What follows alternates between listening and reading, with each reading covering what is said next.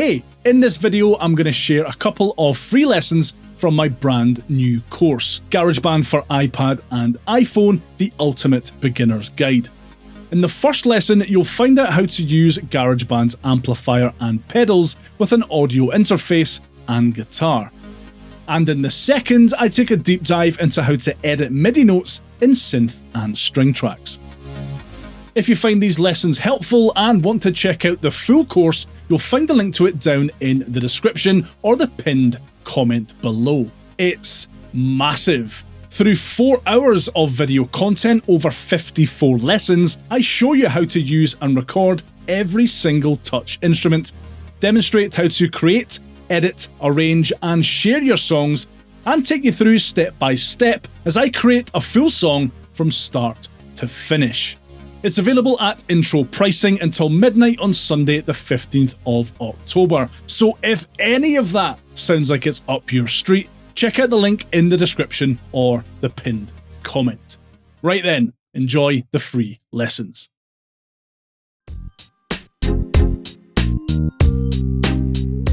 You can connect an electric guitar or electric bass and play it using a variety of very high quality amp sounds that combine a guitar or bass amp with one or more stompbox effects. You can adjust the amp controls, add stompbox effects to customize your sound, and visually tune your instrument with the built-in tuner. To choose a guitar or bass sound, tap the name at the top of the screen, then tap the sound you want to use.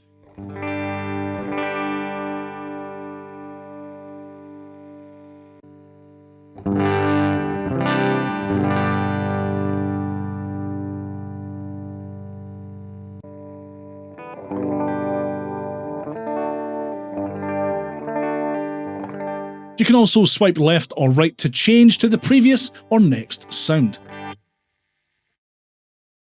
To switch between guitar and bass sounds, tap guitar or bass. To change the amplifier, swipe the amp to the left or the right. When you play your guitar or bass, a circle next to the input settings button here lights up green to show that GarageBand is receiving input from your instrument. If the circle turns red, lower the volume on your instrument to prevent distortion or clipping.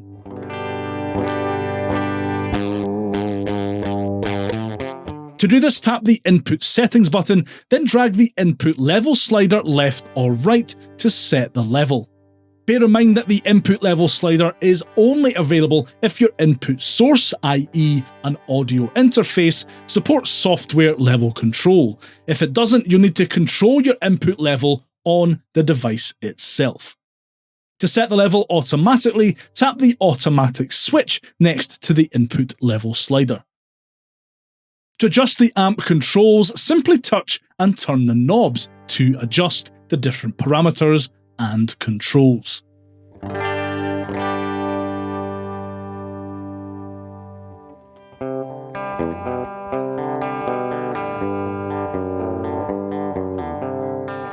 You can use a noise gate to reduce low-level input noise when you record. A noise gate essentially cuts off the sound when it falls below a certain minimum level. You'll find this feature very useful if you're working with more dirty, overdriven guitar tones.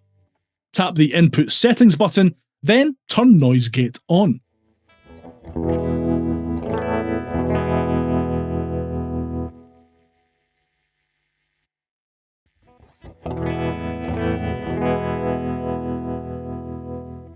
Drag the Noise Gate slider until the noise stops or decreases to an acceptable level.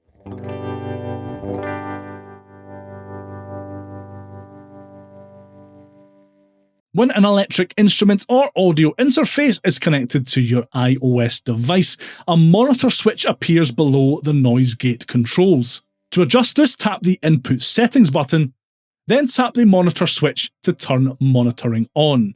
Tap the switch again to turn monitoring off.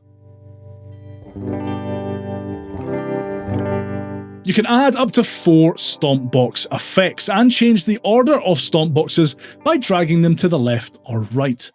To add a stompbox, tap an empty stompbox slot, then select a stompbox.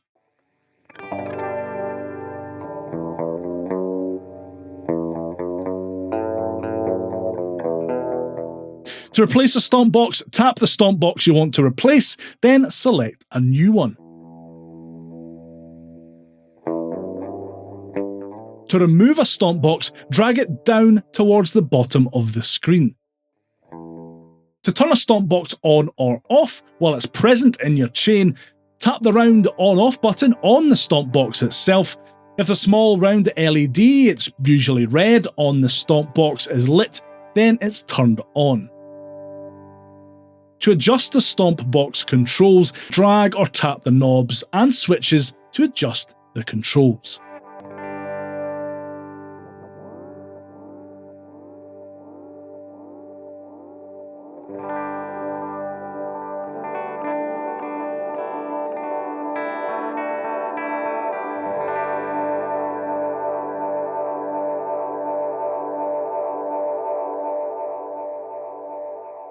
You can tune your attached guitar or bass using GarageBand's built-in tuner. To access it, tap the tuner button in the upper corner.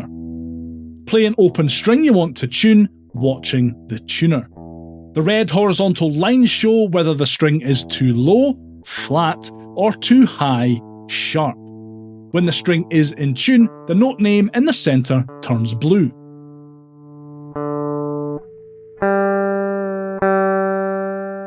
When you're done, tap the tuner button again to close the tuner.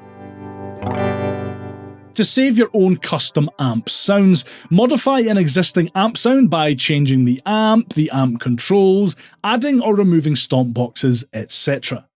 Tap the name at the top of the screen, then tap Save. Type a name for your custom sound and then tap Done.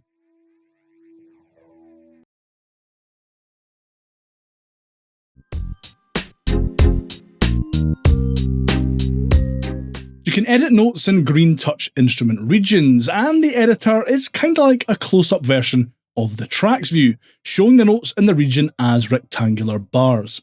When you open the editor, you can change the pitch, length, and velocity of individual notes. For some instruments, you can also change the articulation of notes, or the instrument that plays the note. Notes in blue regions can't be edited this way. To open the editor, do one of the following. Double tap on a region, then tap Edit. Or swipe up or down in a region with 2 fingers. Once the editor opens, you can swipe left or right to move backwards or forwards, swipe up or down to view higher or lower notes, and pinch to zoom in or out.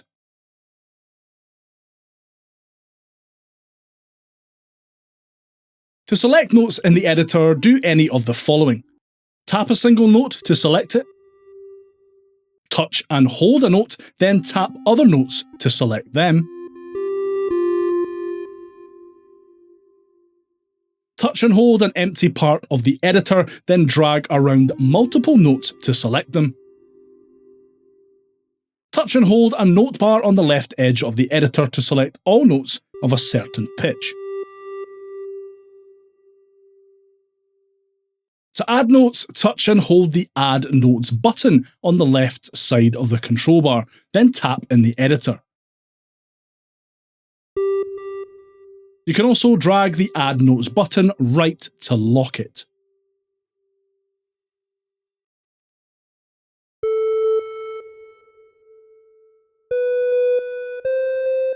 To move notes in time, select one or more notes, then drag the selected notes left or right. To change the pitch of notes, select one or more notes, then drag the selected notes up or down. For drum tracks, moving notes up or down changes the drum sound for the notes. To change the length of notes, select one or more notes, then drag the double arrow handle of the last selected note. To change the dynamics of notes, select one or more notes, then tap the last selected note. Tap velocity, then drag the slider left or right.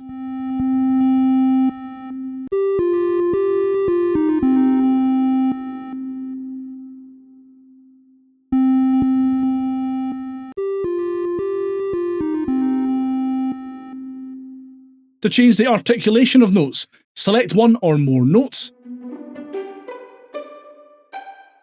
then tap the last selected note.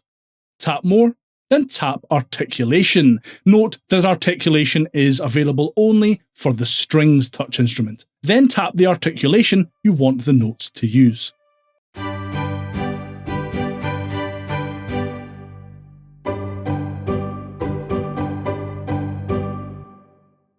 To change the instrument that plays selected notes, select one or more notes, then tap the last selected note.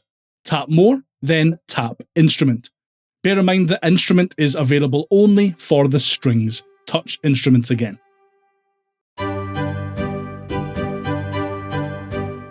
Next, tap the instrument you want to play the notes.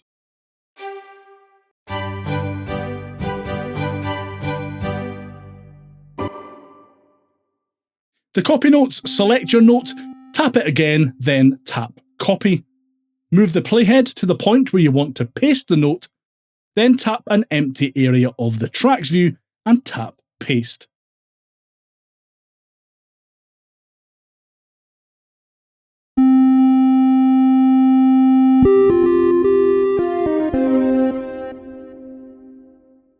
To delete notes, select one or more notes, tap on it, then tap Delete.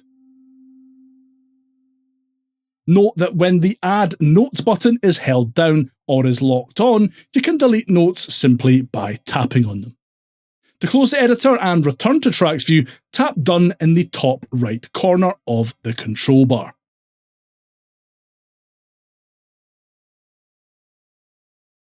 Thanks for watching, and if you enjoyed this video, give that like button a good hard slap. I really appreciate it, and it helps more people see this video. Again, intro pricing for my new course, GarageBand for iPad and iPhone, the Ultimate Beginner's Guide, ends at midnight on Sunday, October 15th. So if you're interested in checking it out, click the link in the description or pinned comment. Cheers.